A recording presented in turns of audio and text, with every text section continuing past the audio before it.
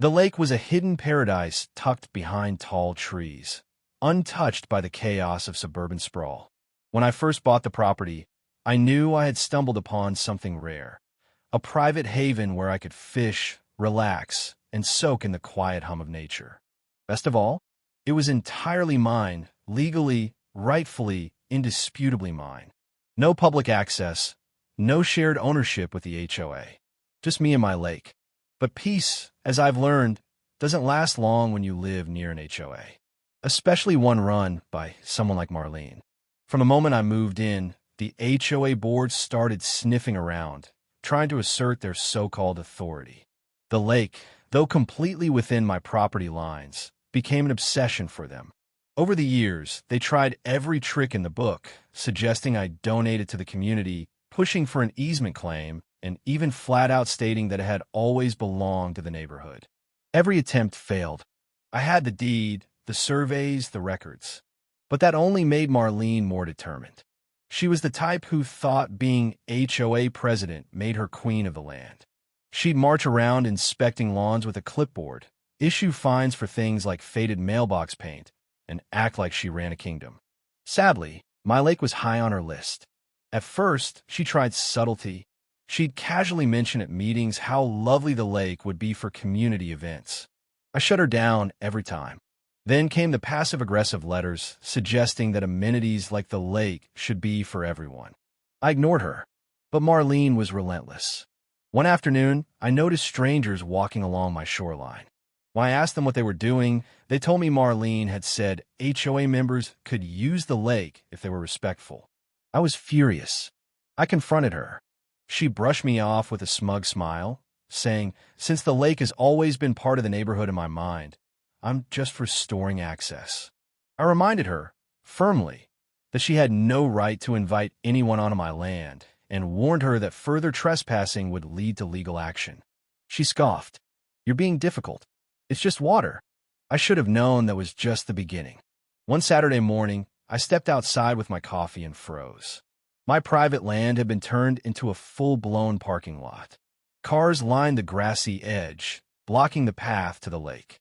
Kids splashed in the water while parents lounged on my dock. Someone had even set up a barbecue station. I stormed toward the crowd. A man flipping burgers looked at me like I was the one intruding. "Marlene said we could use the lake for the HOA's summer kickoff," he said. "It's a community space, right?" I saw red. Then I spotted Marlene, sipping lemonade like a benevolent queen. When she saw me, she didn't look worried. She looked annoyed. "You can't just let people use my land," I snapped. "Oh, calm down," she waved dismissively. "Neighbors share. It's not like you even use the lake all the time." That was it. That was the moment she crossed the line. I walked back into my house and called a local towing company. "How many cars?" the dispatcher asked. I stepped out onto my porch. "At least 15. "That's a big job," she said. "But yeah, if they're on your property without permission, we'll take care of it." Perfect. I sat on my porch and watched the festivities.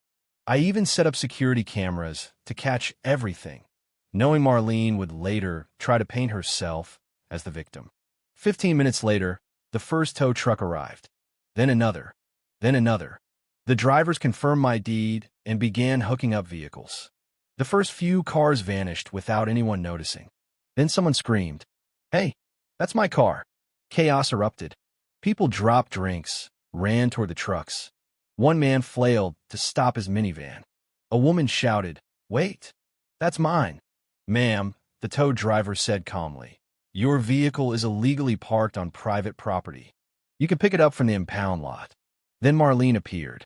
"You're towing people?" she shrieked. "Sure am," I said, sipping my coffee. "They're parked on my land." "You can't do this." "Actually, I can.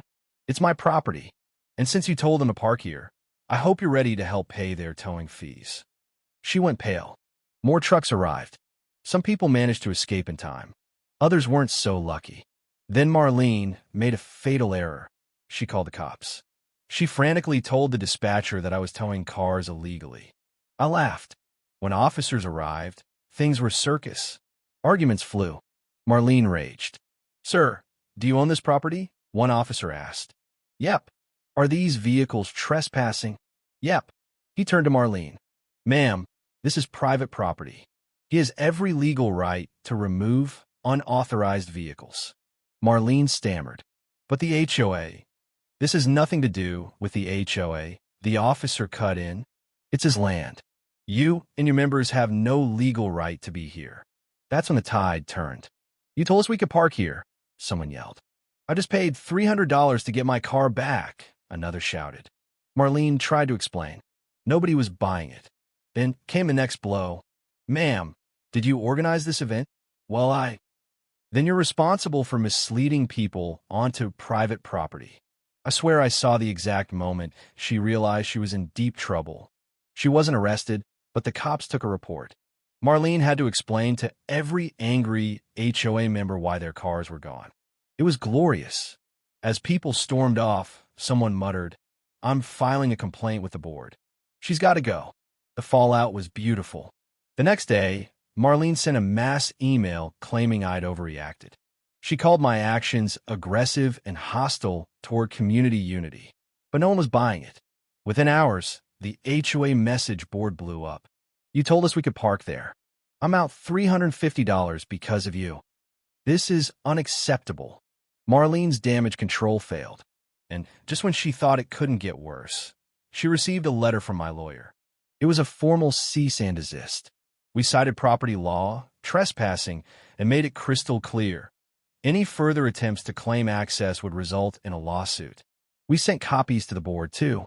The board didn't like Marlene much to begin with. Now she cost members real money and almost dragged them into legal trouble. At the next meeting, it exploded. Marlene tried to brush it off.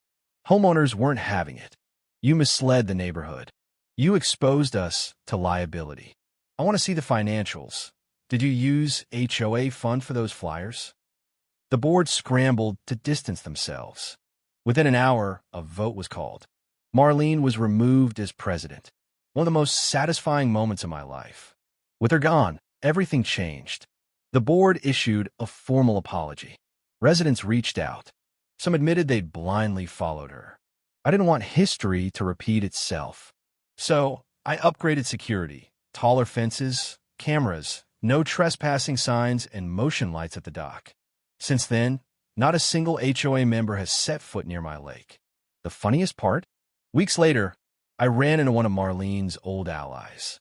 He awkwardly confessed she had sold her house and moved away. Couldn't handle the humiliation. Good riddance. Now I sit by my peaceful, empty lake. No Marlene. No trespassers. No drama. Maybe next time, instead of towing their cars, I'll just start charging $500 per visit.